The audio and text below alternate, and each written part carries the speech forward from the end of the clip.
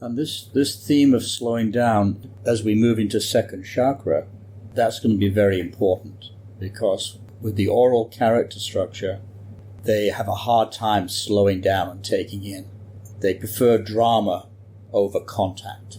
So let's leave first chakra, but we will be, in every healing, doing a little bit of first chakra, connecting to the boundary, opening, connecting to nature. And as we move into second chakra, we want to keep that connection still there. For this, yes, for this practice, yes, for the practice. Once you're actually with a client, you're going to trust whatever connection is necessary. Might be first chakra, might be second, might be something else. Now, I'm deliberately avoiding starting the cord work with the astral cleaning frequency, because I want to emphasize this flow and this safety first before we decide to do cleaning.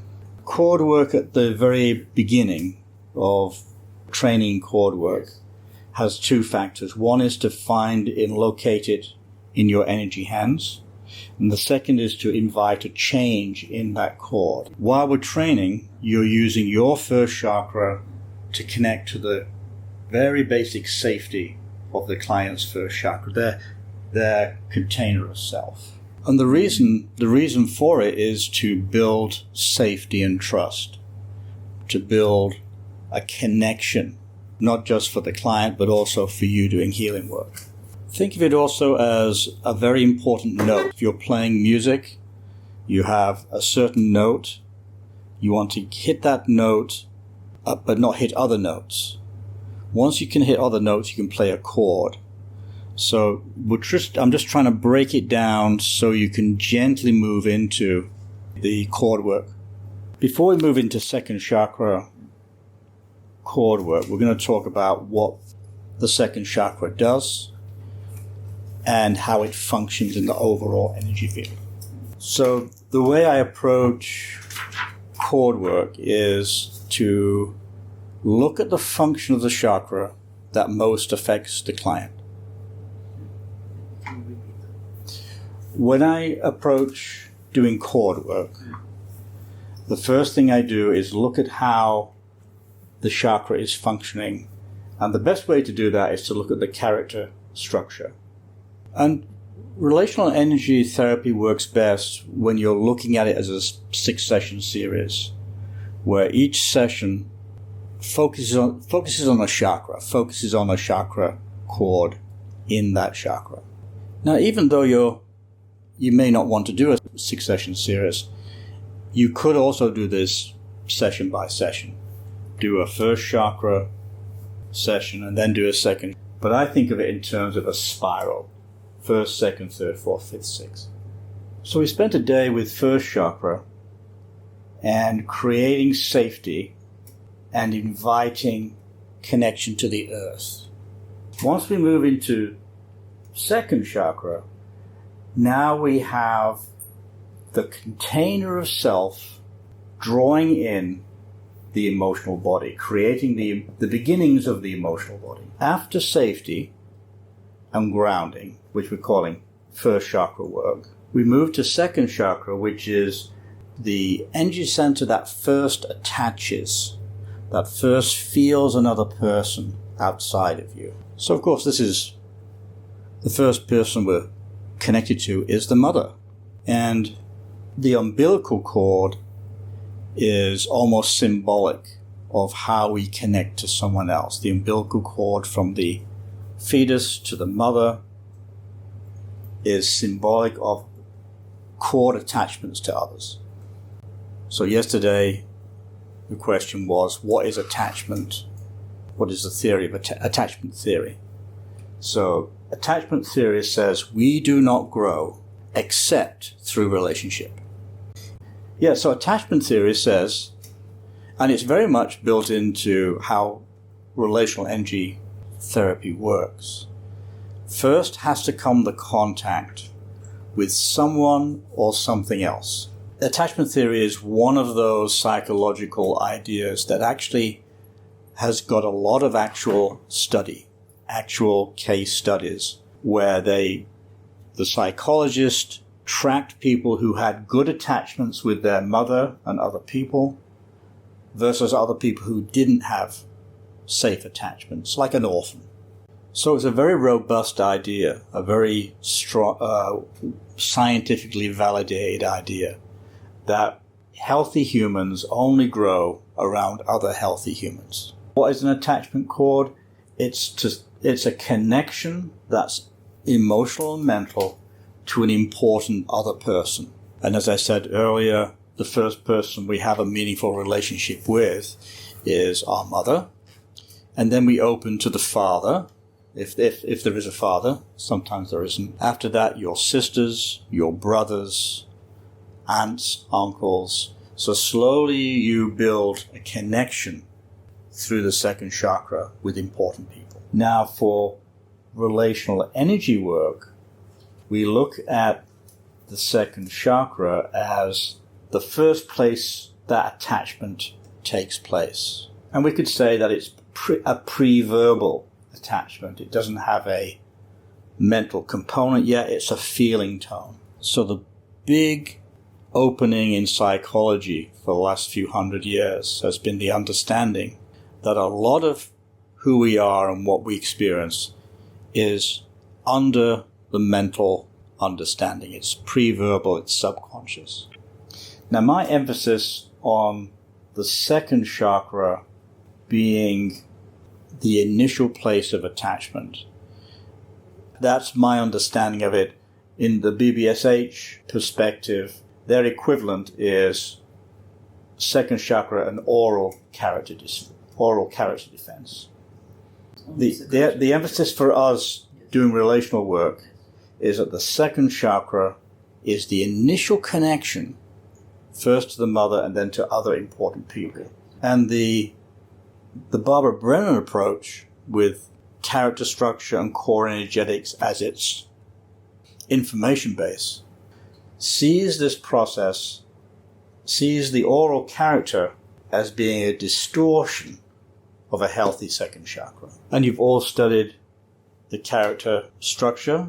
So if the second chakra is healthy, it's able to send out cord connections to anyone, both a temporary connection and also, as we said, with the mother, the father, your own children, your dogs, your cats. You can feel a meaningful connection form. The challenge, of course, as we all know, is that sometimes we connect emotionally to important people that are not healthy. They haven't attained a certain adult healthiness. And you will feel the connection to someone before you notice it. In other words, a good connection will feel safe with someone else, but if the connection to someone feels unsafe, you'll go into a defense. You'll protect yourself, quite rightly too. So a healthy second chakra cord will be met by a certain amount of welcoming, lack of aggression. There'll be a kind of a handshake, getting to know you, with a healthy second chakra cord. What I'm going to do is differentiate between a healthy second chakra cord, because they need that for the end result, and the unhealthy, or sometimes toxic, the oral character structure. So with each chakra and each of the cords coming from the chakras, we study both what the healthy chakra does, but we need to be aware of what the unhealthy also does, so we can recognize a problem.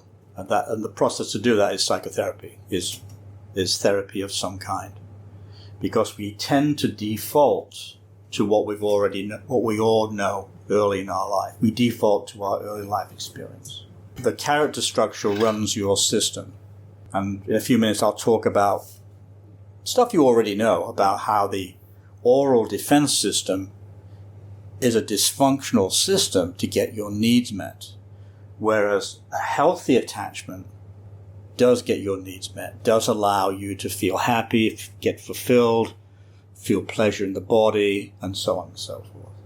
So if you think of the chakra system as a pyramid. The first chakra, the material we did yesterday, is the firm foundation we all stand on.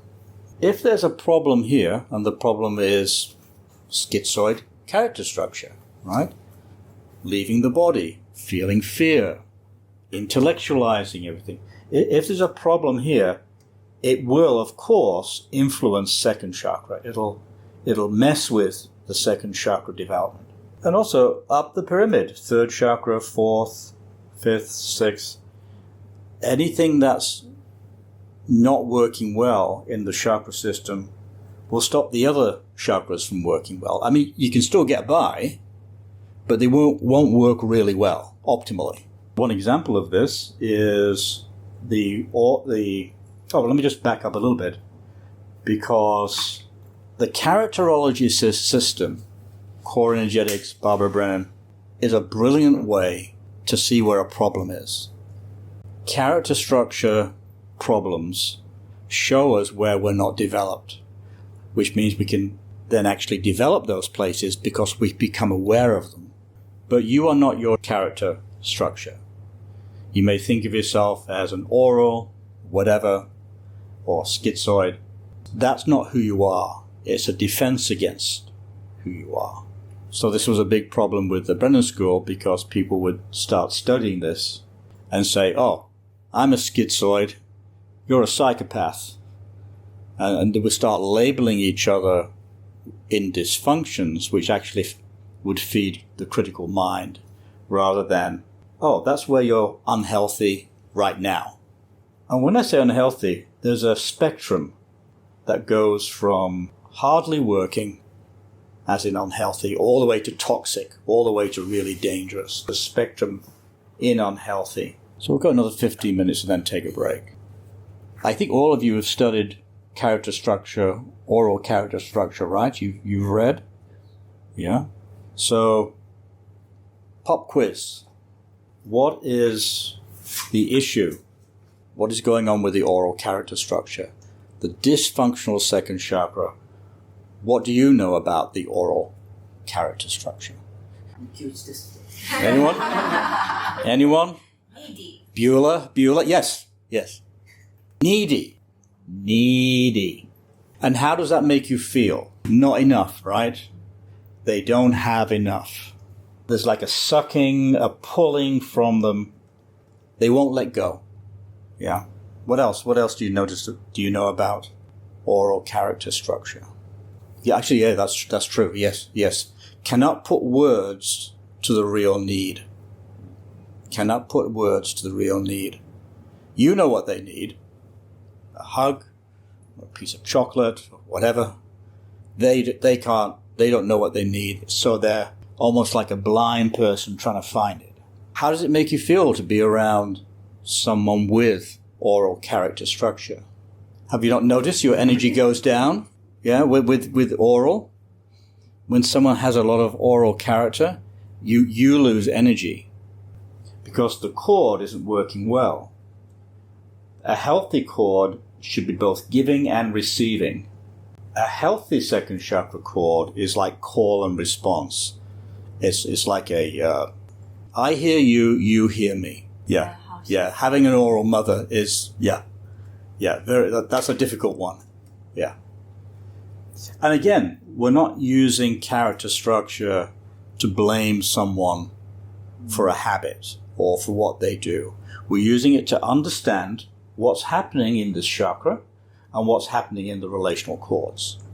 We're looking to use our knowledge of attachment, use our knowledge of cords to help the client feel a healthy back and forth rather than an unhealthy or oral character structure defense. This is fake. The oral character, it doesn't exist. It's like a fake self. So if we have the orally defended person here, this sucking, pulling from you, the healer, is a habit. It's all they've learned how to do. And it means that this person's relationships will have problems also. The oral defense system has problems with their relationships. So if your clients have 3-4 divorces behind them, they don't have any friends, they have all sorts of relationship problems, it's because they can't attach in a healthy way to someone else. They can't healthily attach. Now I'm going slowly with this back and forth because this is part of the cord cleaning, second chakra cord cleaning. You'll be inviting your practice clients. Well, we'll start with mother cord and we'll try and get father cord in as well. You'll be encouraging the cording with an important person to flow both ways. Now, of course, to do that, we have to be okay. We have to feel safe in ourselves to encourage that two-way flow. Because for both schizoid and today for oral, if there's fear, if there's a trauma in the past, they will be afraid of a two-way flow and they'll set up defenses. This is basic Barbara Brenner theory. So in a nutshell, the healing this afternoon is second chakra flowing in a healthy way towards the other and back to the client. So the client you'll be working with the client's cord to their mother, or you could do it to the father. We can offer both. Now let's talk about how hard it is to have a healthy second chakra flow, a healthy attachment. Let's talk about how difficult it is. I mean, there's a reason orality is a big deal. So issue number 1 is the ability to integrate, to pull the necessary energy from the cord to the other person into your second chakra and into your emotional body. Is that the cord structure or the energy? Talking about the energy. A healthy flow is back and forth, but we also have the self cords that help pull what we need into the chakra. So you're already talking about self cords. I'm conflicted because I don't want to make it too complex. Maybe we'll just put it on hold for now. Let's talk just about the willingness to take in to your second chakra someone who affects you emotionally and feeling that connection. I'm not suggesting that you should feel everyone you connect to. I'm not saying you should be open to all these signals coming into your second chakra. It's choosing the right people to connect to. Now, of course, we can't choose our mother. We can't choose our father, at least once we're incarnated.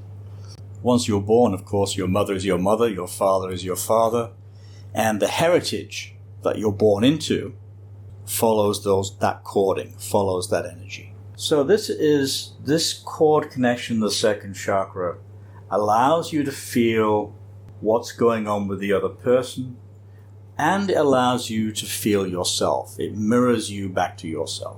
This cord connection, when working well, allows you to feel that there's another person here, but it also allows you to feel yourself. It forms a distinction between self and other. The neediness... Getting fairly long. Getting fairly long? Okay, 2 minutes. 2 minutes, okay. Absolutely, at 100%. Yes, no. If for now, we're just looking at feeling the other person. After the break, we have to talk about aggression. We have to talk about aggression because you can't understand the second chakra without understanding its function when you get irritated, angry, or mad, and the other person at the other end of the cord gets irritated, angry, and mad. It affects the safety of the connection. My final sentence, and then we'll go for a break. We need our aggression. Our aggression is what defines our boundaries and gets our needs met. The other person, the oral defense, also needs their aggression. It's just that for the oral, everything is World War III. Everything is a fight. And really, a healthy connection is about smoothing everything out.